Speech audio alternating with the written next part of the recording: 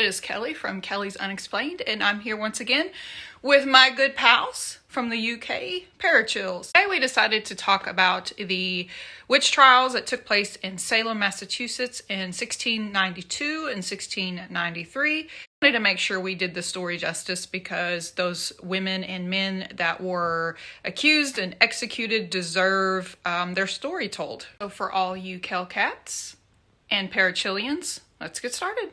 Warning: the following presentation contains graphic scenes of violence and murder. Viewer discretion is advised. In Salem, Massachusetts, widespread murder ensued. People were convinced they sank ships, brought famine and disease, murder and maimed.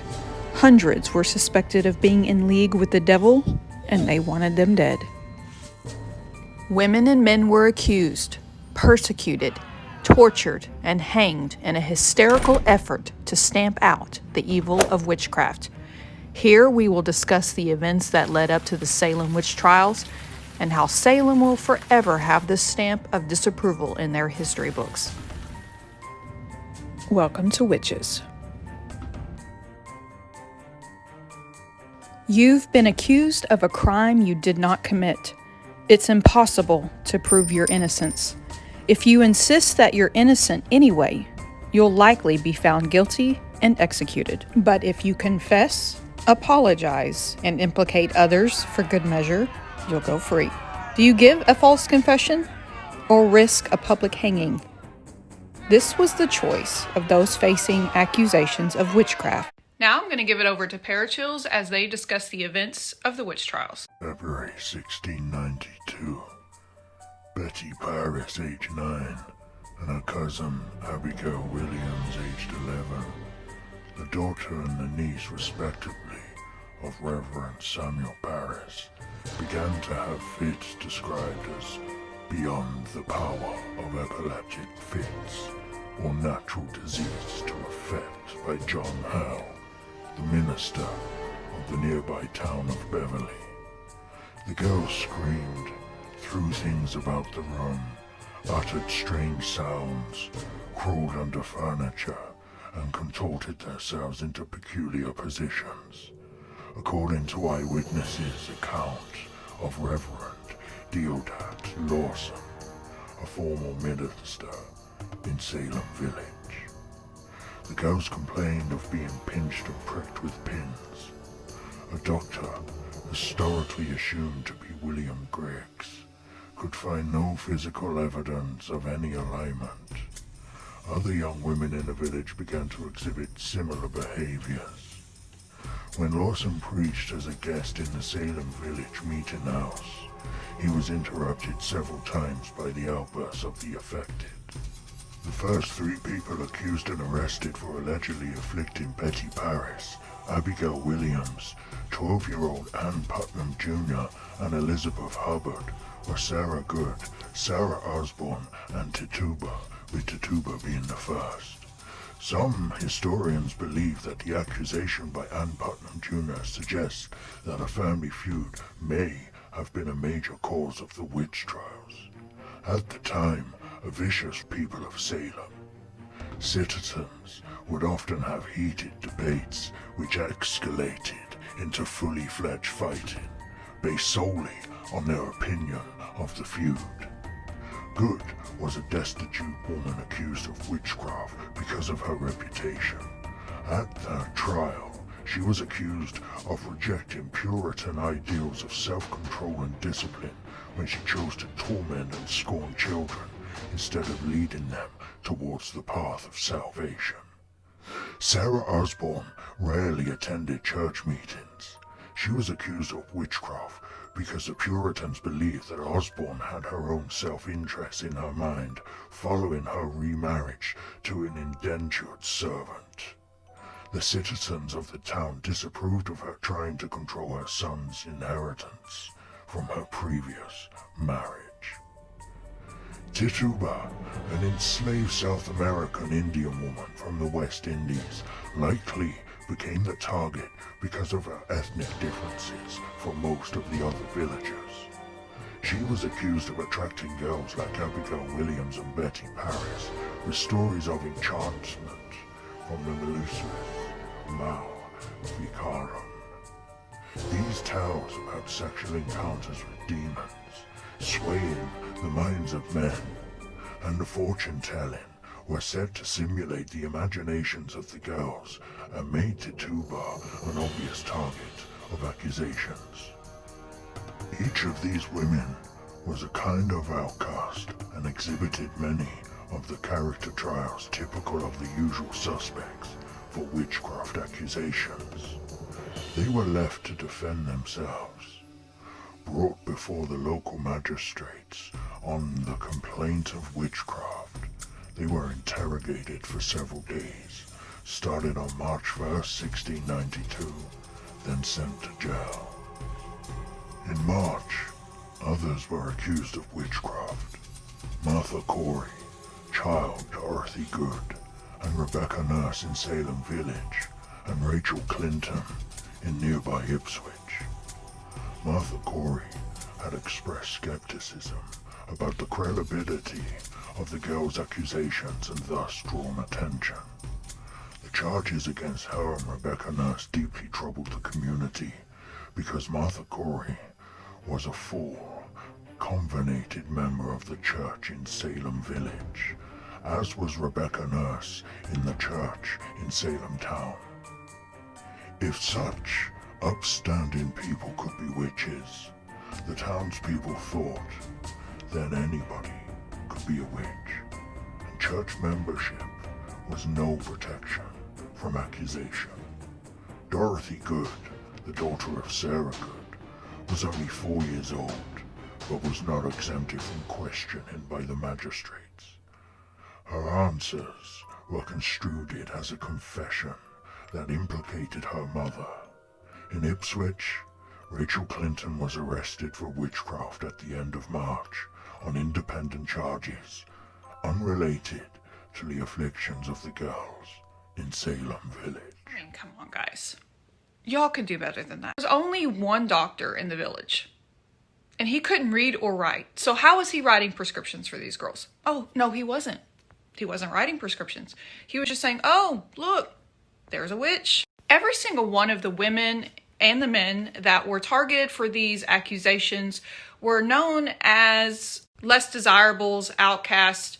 I mean, this reminds me of high school and all the cliques at lunchtime. I mean, we're grown. We're too big for this. Let's discuss the different witch tests that were used to determine if you were a witch or not. Scientific ones.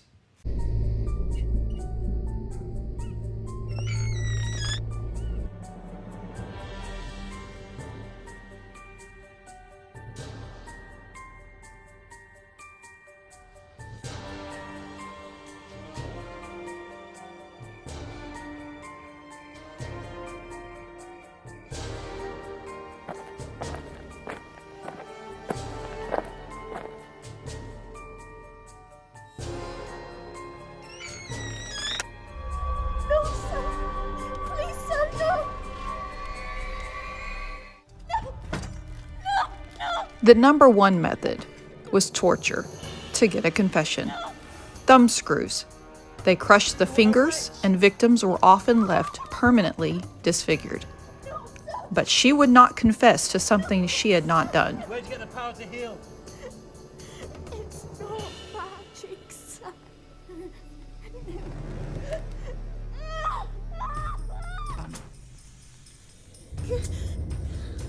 They didn't stop at thumb screws. They turned instead to wrenching. As the rope was pulled tight, it crushed the head. It could fracture the skull and facial bones. But they would not yield. The more the women resisted confession, the harder the men tried to break them.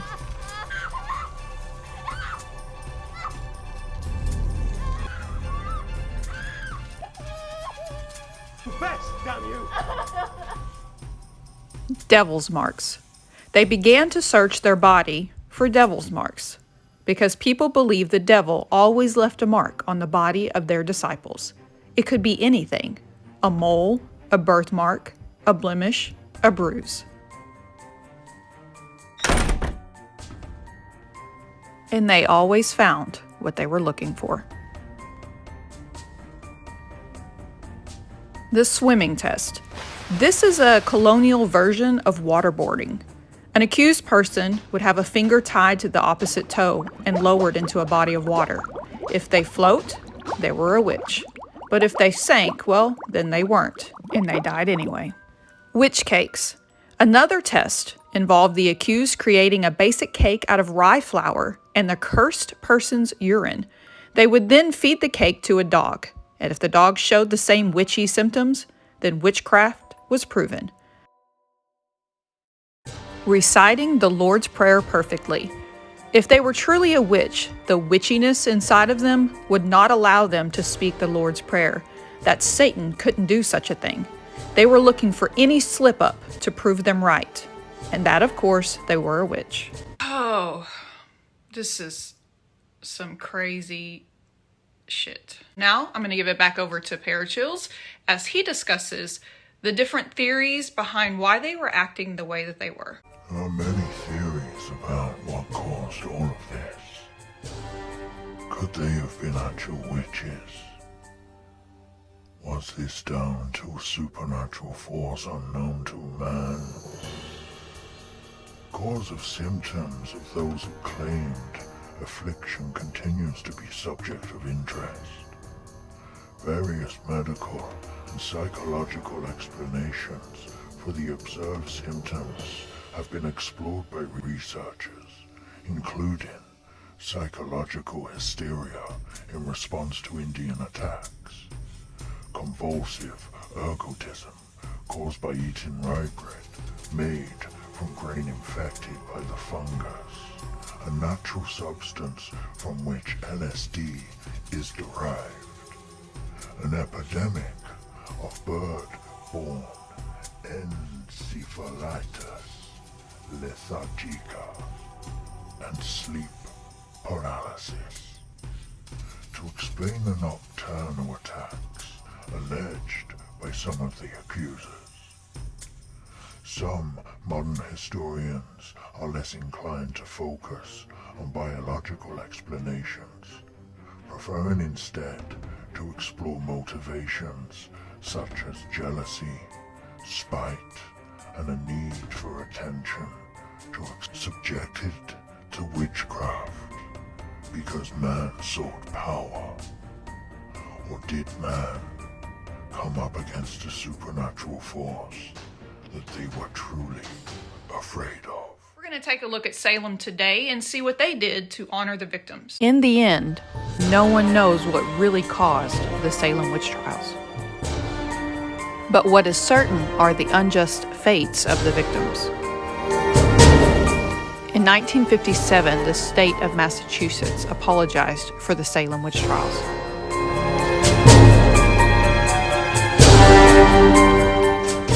In 1992, 300 years after the trials, the Witch Trials Memorial in Salem was dedicated by Nobel Peace Prize winner Elie Wiesel, author and Holocaust survivor. What is less known are where the victims are buried. Today, this is the memorial that stands. As you can see, this remains unsolved. That is it for us. Thank you, Parachills. It has been a pleasure working with you as always. So if you are new here, thank you for watching. Hit that subscribe button to Parachills and Kelly's Unexplained. They're going to be in our featured channels list on both sides and in the description box below. Don't forget to hit that like button if you like this video. Leave some comments if you've ever been accused of something that you didn't do, or just in general about this case or how you feel about this historical event. It's pretty sad. It makes me mad. That's it for us. Thank you guys. Love you. Bye.